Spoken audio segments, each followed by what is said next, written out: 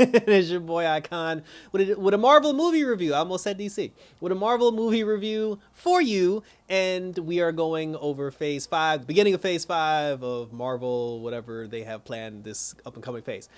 Check out the Hour podcast on the Tacos and Geek on the Tacos and Geek YouTube channel with myself, Sean, Justin, and Gotham Geek Girl Nadia, where we discuss the end of Marvel Phase 4, which was basically the Disney Plus phase, and we talked about the upcoming Phase 5 and things that we expect to see.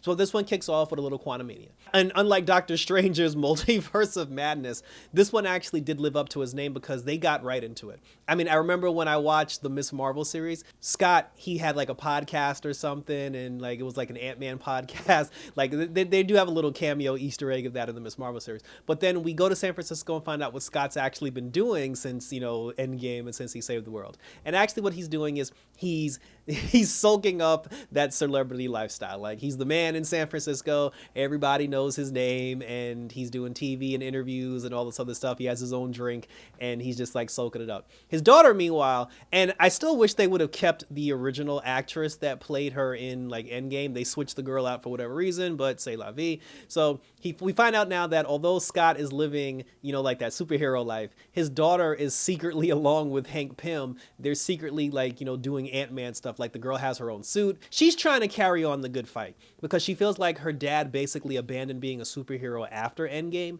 And she said that, you basically like now you're just doing, interviews and, and rubbing elbows with the rich and famous. But she said people still need help. People still need saving. And she's trying to pick up the mantle to be that person where she feels that her father, let the world down it. And this is like, the way they're building this Young Avengers thing, it is so not. It's like right out there. Like it's supposed to be something where you don't see it coming, and they're just supposed to like slowly, quietly introduce like these young characters, and then when they finally bring them together, we're supposed to be surprised. This shit is so obvious. Like in every TV series, it is so obvious that they're setting up a new group of heroes because the kids that they're bringing in have the exact same abilities and skills as the adults that that they're partnering with. So something's gonna happen at the end of this phase where the adults are gonna get in trouble. They're gonna have to call. So like homegirl from the Hawkeye series, the black kid, and like in Falcon, Winter Soldier, like now his daughter is gonna be in. It's just this whole big thing. But like I said, I see what you're doing, Marvel. Like you can't hide it. And they're like Riri Williams and Black Panther. But anyway, they get right into this. So we find out that the daughter, she built like this quantum realm device that allows them to send signals to the quantum realm because for what? Science. And when that happens, Janet immediately starts freaking out because she's like, why are you sending messages down to the quantum realm? And then when that happens, like some beam came out of the machine that the daughter built, and the entire family, Hank, Janet, Hope, like Hope's actually in this movie, like Hope, Scott and his daughter, they all get sucked into the quantum realm. And this is another thing that was very poorly done. Like Marvel is doing a bad job of like surprises, like because the ants, because they had an ant farm. Because remember, Hank Pym talks to ants. Scott can talk to ants because of the Ant-Man suit. They had an ant farm. The ant farm clearly ended up in the quantum realm with everyone else. It got sucked into the quantum realm with everything else.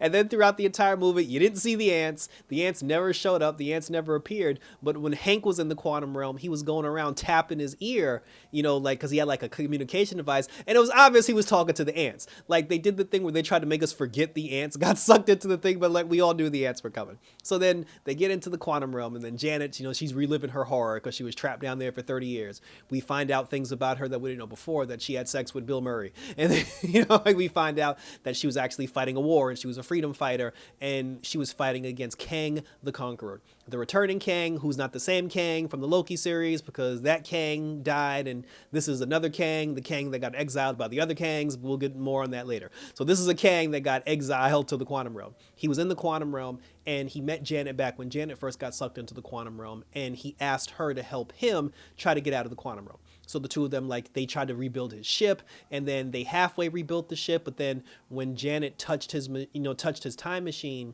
for some reason, it showed her who Kang really was, that he was a conqueror, and that his plans, once he gets out of the quantum realm, was to take over the world. Once Janet found that out, she damn sure couldn't let him escape, so she took his power source and she blew it up because she had Pym particles in her pocket.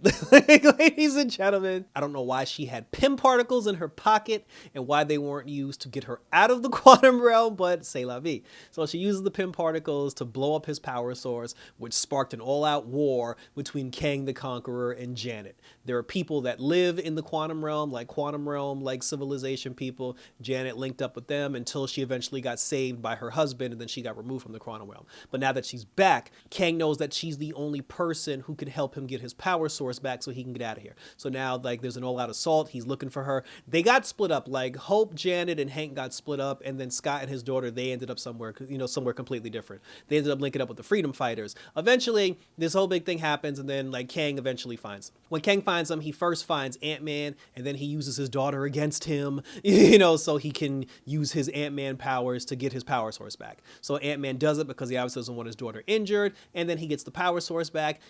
Kang has the power source now, and now he's going to power up his machine. He's going to get the hell out of the quantum realm, and Janet's freaking out because she's like, yo, we can't let him leave. One of the things about the movie I did not like, well, actually, there's two things about the movie I didn't like. MODOK, for one, and I didn't like Hope's haircut. Like, Hope's haircut bothered me throughout the whole movie because the haircut just made her look old. I'm sorry. That's how I felt. My whole thing with MODOK, I do like the introduction of MODOK, but I didn't like the fact that they used the original Yellow Jacket villain from the first Ant-Man movie and turned him into MODOK. It was nice to see that actor make a comeback because, again, he was the original Ant-Man villain, but he was never supposed to be MODOK, and then they turned MODOK into like a joking, like comical character, so I wasn't feeling that as well, and I hope this was the last time we see MODOK because I do not want to see this going forward. But anyway, so now the final confrontation happens where Janet and, Scott's daughter, they end up getting the whole quantum realm people together to launch an all-out assault on Kang and try to take Kang down once and for all. We've reached the final showdown now between Ant-Man and Kang. They're going back and forth. Kang completely beats Scott's entire ass, and then his daughter ends up rallying the troops, and then they take down Kang once and for all, and I don't know if they blew him up or he got sucked into a different dimension or whatever the case may be, but Kang was defeated, and then they ended up going back home because they were able to use like some of his technology to get themselves back home. They saved the quantum realm universe, and then everybody goes back home. And then Scott's left to ponder because during their conversation, Kang did tell him, he was just like, yeah, you're not going to kill me, because he told him, he said, you need to let me out of the quantum realm because I need to help you stop what's coming. And then Scott was like, well, what's coming to Earth? And he was like, I am, because Kang is everywhere and he exists throughout the multiverse. So then Scott was thinking about that throughout the course of the entire film. And then towards the end, he was just like, should I really be worried? It's just like, bro, like tell the other Avengers, like what you just heard. But then Scott was like, no, we'll just have a fake birthday party for my daughter and I'll just pretend like this conversation never happened. So then when Kang finally does show up and the Avengers are like, gee, what's going on? Then Scott's going to come out of nowhere and be like, oh yeah, by the way, I had a conversation with that guy a couple of months ago and he said he was coming. Sorry, I didn't tell anybody. So we'll look forward to that one when it happens. And then that was pretty much it. We got two post-credit scenes where it showed all the different Kangs, because again, Kang, he exists throughout the multiverse. There's always a Kang in every timeline, every multiverse. Kang is the only person who found every version of himself throughout the course of the timeline, and they've built like this Kang society where they all come together, and apparently one of them or all of them are going to launch an assault on our Earth. And they even said that the one that Ant-Man fought in the quantum realm, they did refer to him as the one who was exiled, because that particular Kang tried to kill all the other Kangs, and they were just like, no, we have to work together. So then they were just like, so they told them, they were just like, okay, we're ready to take our revenge on the Avengers because the one that was exiled was defeated. It showed like 50 million Kangs all across the multiverse, and that was that cutscene. The second cutscene ended up having Jesus God, the Loki series is back. It was a scene from season 2 of Loki, I guess, where it showed Kang, which looked like back in like the 1800s or something, on stage talking about philosophy and something like that. And then that's when Owen Wilson's character had said to Loki's character, he was like, oh, this is the guy you're talking about? He looks like some regular dude. And then Loki was like, no, that's Kang the Conqueror, because remember, he fought him in the Loki series. I'm not happy about the Loki series because season 1 was complete trash, but because season 2 has a direct tie-in with, because I wasn't going to review season 2 of Loki, like, I'm just being honest, but because it's supposed to have a tie-in to the overall story with Kang, I'm at least gonna watch it to see where the tie-ins happen. But if I'm being honest, even that post-credit scene, it did not in any way, shape, or form get me excited for a Loki season 2. So I will begrudgingly review that when it comes out, and that's only for the sole purpose of following the cinematic story, how it unfolds, and thank you for tuning in. So now, so we're off to the races. Ant-Man's in the book. We're still, like the Marvels are supposed to be coming out this year. I'm still waiting for like the Captain America, like film that's supposed to come out, and we'll see where things go, because a lot of things got left on the table, like the whole Agent 13 thing, the whole thing with Miss Marvel, the whole thing with Monica Rambeau, the Secret Invasion, the Secret Warriors are coming. There's a lot of stuff coming down the pipeline, but I mean, we'll see where the Secret Invasion, because the Skrulls are a thing and the Skrulls are here. What the hell do the Skrulls have to do with Kang? Because that's where things are going to get a little murky, because you can't do a Skrull invasion and do the Kang storyline at the same time, because those are two really big storylines and one can't take precedence over the other. So if they do the Secret Invasion thing, it's just to give us a taste for whatever Phase 6 is. Do not do Secret Invasion and then do Kang at the same time, because that's going to be madness. And we'll see where the whole like Young Avengers thing comes in at, because they're still introducing these kids, and we'll see what happens when these kids step into the fold. So again, thank you for tuning in. As always, share your questions, comments, and or concerns down below. What did you think of Ant-Man Quantumania?